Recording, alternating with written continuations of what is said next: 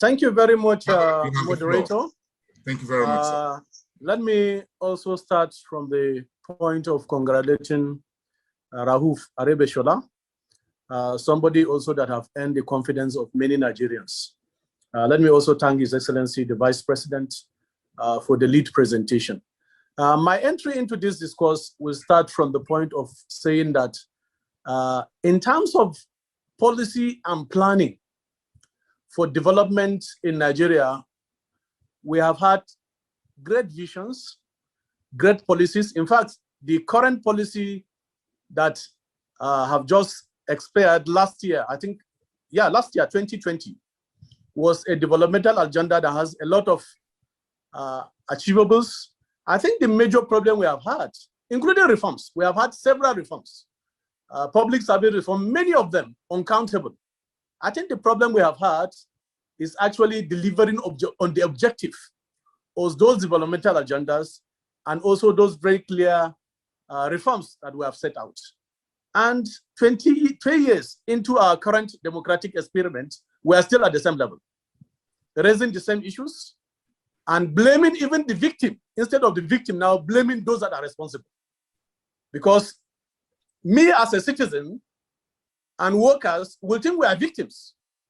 And certainly we cannot be blamed 22 years into this current democratic experience. So I agree with you, this particular issue is a very timely issue because we have not been able to make the progress and development that we ought to have made as a country. And the factors are very obvious. Let me make the point that we must situate all our policy options on the people. And therefore, it must be centered approach. People must be centered approach of any development. And any development must be anchored on fairness, justice, and respect for the rule of law. Anywhere you don't have such ingredients in place, then the issue of development will continue to elude the people. There must also be social justice at the heart of our developmental quest. And importantly, shared prosperity. Yes, we have had serious challenge. And it's because of the fact that we have always tried to adopt some of the microeconomic frameworks that possibly, if you look at the current development agenda, it favors more developing countries than actually developing countries. And therefore, our starting point must look at what have been, yes, it is. And therefore, we must carve for ourselves a development agenda that will address this particular issue that we're in. Centrally is the issue of industrialization. In fact, people discuss about taxation. You don't tax the poor the more. In fact, in other climes, you tax the rich subsidize for the poor. But in our own case, people are looking at the issue of tax where poor will continue to subsidize for the rich. That is not acceptable. What is acceptable is for the rich to subsidize for the poor. And how do you get a tax that can actually also drive the process of development? When we have our industries working optimally, when we have manufacturing working optimally, you are sure that the tax net will then be extended because all those industries will then also provide for the resources that is required to drive development. Let me try to, I think, highlight one major issues that need to be taken on board when we are looking at the issue of development. One is there are clear indices of measuring development globally. Some of those indices are one, the quality of life of the people, the issue of the poverty rates, the quality of the education and access to everybody, quality of healthcare, unemployment rates, in fact, even your life expectancy, and importantly, issue of maternity and infant mortality. Those are some of the indices of measuring development. And therefore, how do we change this negative narrative that have put Nigeria under the flag of underdevelopment? Because in terms of unemployment, Nigeria today is one of the leading countries where you have youth unemployment. In terms of poverty, we have been described as the poverty capital of the world. And in terms of life expectancy, in fact, if you are above 60, you should be able to thank God because we have had many of our infants dying even before the first year. So these are some of the issues that we need to look at. And side by side with that is the issue of infrastructural gap and also human resource for development. Those are the issues that drive development globally. And therefore, let us have a broad mind of discussing the issue of development and how do we confront these issues headlong to be able to change the negative narrative. And that will be my point of entry into the discourse. And therefore, basically also, we must realize the fact that we have had very good policies that have been developed, but the problem has been successive governments have not been able to make sure that they prioritize some of those developmental agendas. And therefore, the first recommendation is to see that the current developmental goal that we are striving to develop should be all-encompassing, and it is. And all successive governments must also key into the developmental agenda. We have seen government come, somebody will come, will say he has 5-point agenda, 4-point agenda, 7-point agenda, but they don't have direct bearing with the developmental plan, either the 5-year developmental plan or even the visions that we have had for the country. And that has been the problem. So it has been disjointed. We're working in silos instead of working in synergy. That has been one of the major issues. And therefore, let us have the commitment that whatever developmental agenda we are producing now, which is on the table right now, let it also be implemented to the latter. Let me look at the issue of how do we address the current physical challenge. Yes, reforms are important, but reforms must have a human face. We have had many reforms. In fact, I remember the last reform, public service reform by Obasanjo, where the issue of monetization came in, the issue of outsourcing of some services came in. Those reforms were carried out, but they were not sustained. In fact, some administration came and re-employed some of those people, and even the policy of monetization have been abused. So how do you then now say it is the worker who is at the receiving end that is responsible for all of this? The other issue is the issue of whether the service is overbloated or not. I want to say that no, the service is not overbloated, because let me speak of the core public service. There is a ratio of every professional group to a particular population. There is a ratio of a doctor to a particular population. The ratio of a nurse to a particular population. Let me tell you that the entire nurses in Nigeria today, they are not more than 120,000. And many of them are leaving the shores of this country in search of greener pasture. So in empirical data terms, I can say that some of those core professionals that are needed to drive the process of development, they are actually not sufficient, and therefore it's not overbloated. I think it's about our priority. How do we prioritize the human resource that we need to drive development? That is the issue. And in doing any reform, we must also respect the law. Reforms are inevitable, but how do you respect the law? Respect the law means there are clear provisions. In fact, on the issue of such reform that will affect human beings, there are clear provisions that need to be respected for those reforms to be meaningful. If not, you create one problem by also addressing a problem. And that is the situation of Nigeria today. Youth unemployment have created another problem. It has created a monster, and the monster is insecurity everywhere. And we are lamenting that there is insecurity in the land. There is a nexus between insecurity and lack of employment or underemployment. And let me tell you, there are two classes of people today in Nigeria. There are those that have gone through the 4 corners of classroom. They are qualified, they have certificates, but they have no placement because our industries are not working. Today, government is the major employer of labor, be it local government, be it state government, be it the federal government. Why? Because the industries are not working. In one state alone, in fact, recently we are discussing an issue with AIDS, AID. We found out that 500 industries have fallen off. Why? Because of the power sector challenge. So we must centralize our priorities. What drives development all over the world is we have to put in place some infrastructures that will actually drive development. As entrepreneur, as somebody that runs my business, how do I have a favorable environment that can be able to drive my business and I will be able to create wealth? That is what is lacking. That is the disconnect. How do you tell me that the bills that are currently being paid, people should continue to pay?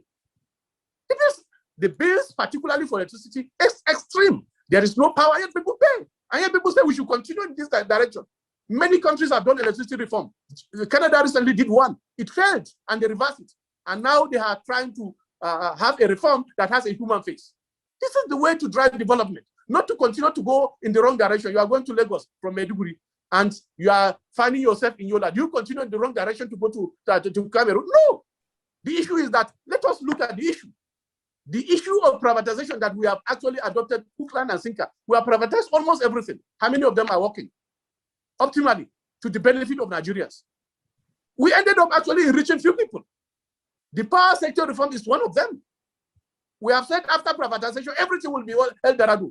What has been the situation today? Everybody is lamenting. And let me make the facts. Today, through an empirical study, we have found out that 59 countries around the world are still subsidizing energy. Germany, America is one of them. Why? Because energy is central to any developmental policy that a country and people will actually benefit from. So let us not look at all those issues from the prism of saying that we must have a fixated mind. There must be a discourse. And discourse means that everybody's perspective must be taken on board, which is very, very important. And let me also share with us some of the challenges that I think are very obvious. Yes, we have our development impeded because we have not been able to get it right. And why have we not gotten it right? Is because we have not been consistent. And secondly, some of those agendas are also imposed neoliberally. Instead of for us to use programs and policies that will work for us as a country, we are merely trying to just adopt what have worked for other countries. And it has been proven that some of those policies have not worked. One of them, which the VP mentioned, is structural adjustment program, which has impoverished more Nigerians than actually making us to be prosperous. So those are some of the issues. Let's look at also, importantly, the issue of the commanding heights of our economy, the issue of the oil and gas. For 30 years, Nigeria discovered oil, but yet, even to have refining capacity has been a problem. Yet we want to now transfer the inefficiency of the system to the citizens to bear. I saw the recommendation to say that the price of oil should now be increased. Sorry, the price of PMS should now be increased from 163 farm price to 380 or 408 naira. Let us be realistic. Look at all the economic indices, unemployment, poverty, inflation rate, all those stuff. What will be the implication for transferring this efficiency of government, of our system, to the citizens to bear? Because among all the OPEC countries in the world, we are the only country today that is not refining products. Some of our leaders have said that the product should not even sell above 14 naira per liter. Yet we are paying higher. And what is the basis? The basis is because there is a policy of IMF that said Nigeria must continue to use the import parity model to determine our price, which means there will be subsidy. Can't we eliminate even the subsidy? Why should the subsidy be there? Why should Nigerians be paid for what we produce, for what God has given us? It's like you are producing cassava in your farm. Instead of using the cassava, you now sell everything and go to market and try to buy gari. And gari is expensive because a lot of input have gone into the production of gari. That is where we are. And let me return to the model that Aregbesola have used to try to address the issue of inequality in his state. I was there for a study tour when I was at NIPS, that's NIPS, National Institute for Policy and Strategic Studies. In fact, Osun was my state of visit. And I remembered I visited almost 14 local governments. One of the issues I've seen is people's empowerment economically. He has been able to identify in each of the local governments what is the main stake of their economy. And then he empowered the people. I saw women frying gari. I saw different, importantly in the agro-allied sector. That is what addressed the issue of inequality and also raised the prosperity of the people. This is what we need to do. Yes, you can be giving people support through some intervention, but this is not sustainable because people will then actually relax. They will not be able to be on their own. I think what is important is to recognize trades, small and medium-scale enterprises, where Nigerians can actually fit in and then support them economically so that they can be on their own. They can also be employers of labor. That is what I think will be sustainable and will bring many, many people out of poverty. And we must also have a social security cover. In many countries around the world, everybody has a social security cover. Even if you're a domestic worker, you have a social security cover. Kenya is one of them. And by so doing, even where there are some turbulence, like we have now, occasioned by COVID-19, people can be able to have means of living. They will not be destitute in their country. But here we are, people are losing their jobs in thousands, yet there is no provision for them. What do you expect their children to be? Their children will be out of school. And once their children are out of school, they must find something to do, because an empty mind is the devil's workshop. And that is what is happening in our polity today. So in addressing the issue of development, it must be holistic. All facets of development must be looked at. It's not just one-sided, which is the capitalist model. No, there must be a social content, even when you are looking at the issues of development. Because what is the primary purpose of governance? One is about the security and welfare of the people. So the issue of social justice is central. And that's why after the First World War, one of the issues that have been proposed is to say that social justice should be at the heart of development, to make sure that there will be peace and development and progress around the world. Those are issues that are very fundamental. And therefore, when we're discussing this issue, we must also have platforms where people can bring their ideas. We can be able to share ideas, share our perspectives. And that's why one of the core conventions that Nigeria have ratified under the ILO is Convention 144, Social Dialogue and Tripartism. On all socio-economic and reforms, it's expected that all shades of opinion should be taken on board to be able to address this issue. And lastly, let me address the issue of the minimum wage, which His Excellency has raised. The minimum wage law is a global standard set by the International Labour Organization, just like all other issues that pertain to the world of work, because people work to earn a living. Minimum wage does not connote payment of the same salary across board. And let me make the point today. All the salary across the 36 states of Nigeria, they are not the same. What is being said is the minimum, which is 30,000. You can't pay below minimum, but you can pay higher, and you can discuss and negotiate the consequential adjustment.